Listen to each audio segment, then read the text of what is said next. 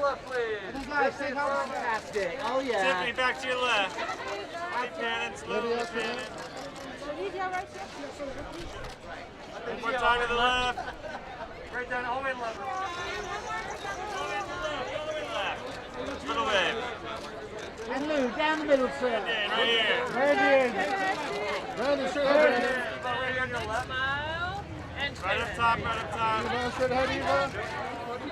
Smile, baby, smile. Wave up top. Rodney up top. Rodney, right down the middle here. Rodney, right here. Melody. Front of the dress, right here. Passion, beautiful.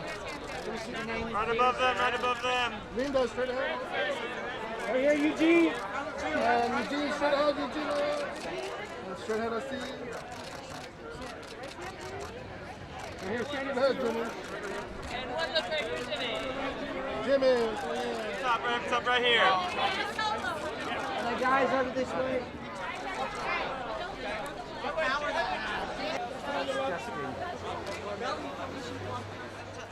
To your right. And on the left, right here.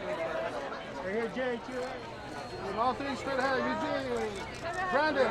Good night, everybody. Love him, guys. Big smiles. Rob. Down here. Right there. And Rob, Tia, Dan, straight ahead. Little wave.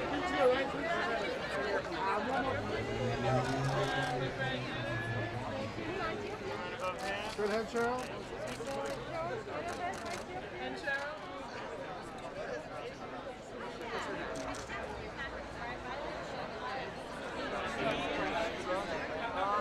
I'm in a dream right now. I'm living a dream right now. This is 33 years of stand-up, and today it's happening. You know, something I thought that probably would never happen, but it's happening.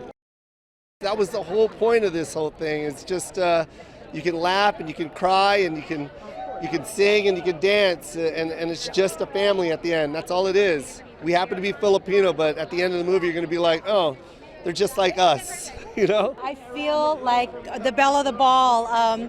Here I am in another red dress. I mean, 30 years later, how's that even possible?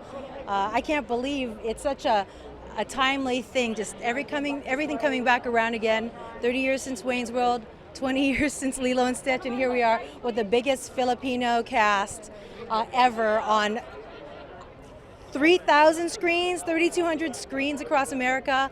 I couldn't be more pleased for us and for Jo Koy, who I've known for a very long time. He really deserves it. He's been working hard for decades. When you're on a set, it goes from the top down, and he was so generous and kind, and he would shine the light on whoever was on camera and just applaud you and go, yeah, you did such a great, job, and you just so supportive, just wonderful person. I heard that you quarantined for 2 weeks to show up for 4 days. Yes. Because that's the love you have for Joe. That's the love I have for Joe, and that's also the love I have for the culture. And for this project, I've never seen nothing like it before, and it's actually amazing. It's a great movie. Can bring the whole family to it, and I know it's going to do well. It's just about a family, but I've never seen one about a Filipino family. Have you? I'm very excited. It's overwhelming, and it's Jo Koy, and playing his mom. Oh my gosh. He was so generous and so funny and so supportive. I think we did our best work because of that. I mean, even if he wasn't in the scene, he would be watching us and tearing up.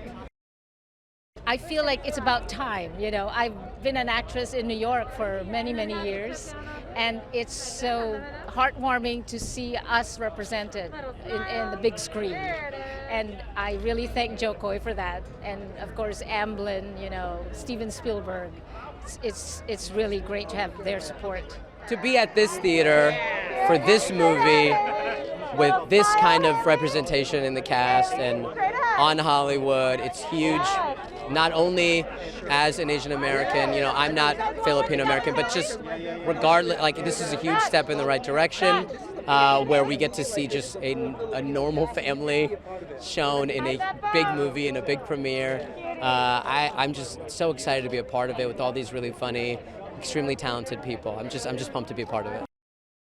I've known Jo since like 2007. I'm a stand-up comedian too. I met him in Chicago when I was just like a little college kid, and he was doing tiny 150-seaters in the city. And so, I've known him since then. We've kept in touch, and we're buddies. And to see him gradually over the years do bigger and bigger clubs, and to now do stadiums is like insane. And he's always had this kind of an idea of like his whole journey as a comedian has been, hey, this is who I am, and I want to bring everybody into it regardless of who you are, what your background is.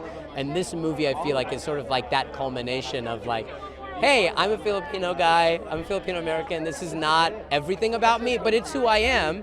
And I'm American just like you are, and I want you guys to come in and be a part of this life that I have, and all these crazy people in it. My family's just as weird as yours, and I think this movie does that really well. And so to have it be a universal, ride back, big movie is so special, and I think it's him. Everything he does is big. So why not this movie be big too?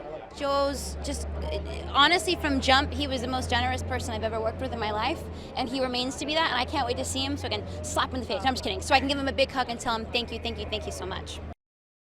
Yeah, just like any family, there's disagreements, but honestly, with this family, it's just like fun, always fun, and we're just so kind of pinching ourselves constantly to be able to do this with each other and see ourselves on the screen. We haven't done this yet, and I haven't seen them since we filmed, so it's going to be a very special evening. It feels like a huge shift in history for myself, but also for the world. It's important for everyone to see everyone. It's great, man. It's my first time being a producer also in a movie, so it's all very exciting, man. It's all happening. How did you become a producer on the movie? Well, it really started with Crap Club, a production company that me, Ken over there, who wrote the movie, and Jessica Gao started off as just a creative dinner of Asian creatives, and we want to tell more Asian stories. And then Dan Lin and Joe approached us, and we just banged our heads together, wrote this script, and I guess we're here now. I've known Joe for years as a stand-up comedian. He's just such a ball of joy, and he was the guy that really welcomed me as the elder statesman into the business, right? It's like, I saw an interview of Kevin Hart and Chris Rock. Kevin was like, Chris, you were the guy, the black comic that was like, put your arm around me when I was coming in. So I felt that way with Joe. So he's always been like such an inspiration for me.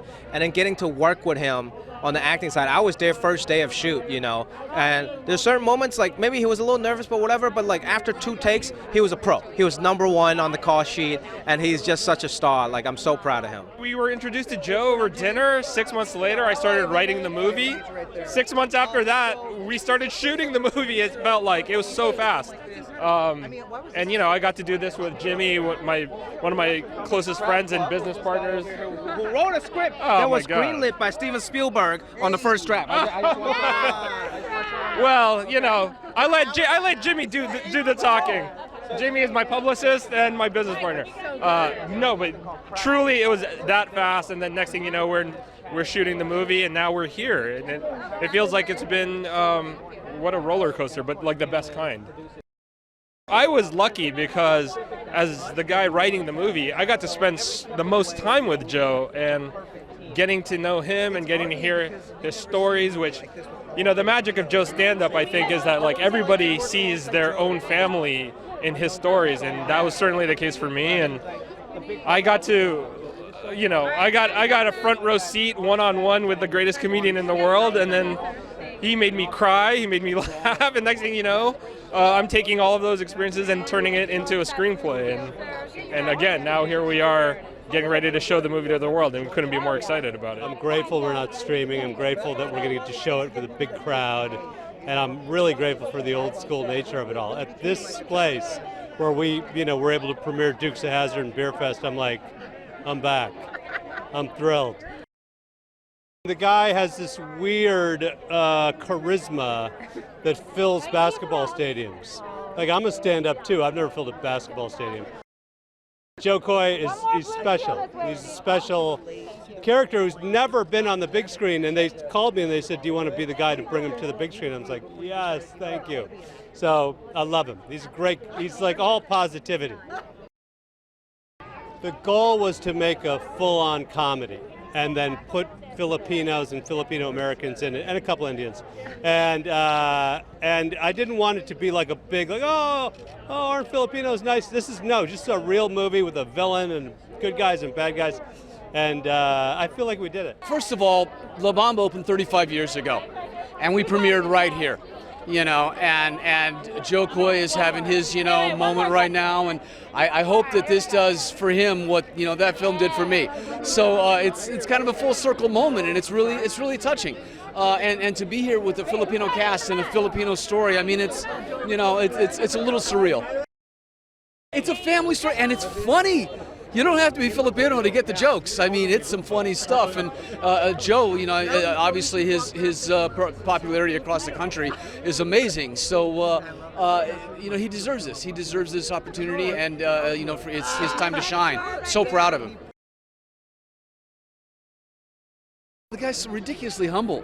He's so grateful for everybody that's there, helping to make his film. And he's just a sweetheart. He's twinkly. He's got like Dr. Seuss eyes. Have you noticed that? He's got those, Cindy Lou Who eyes, and he just makes you smile. He just makes you laugh.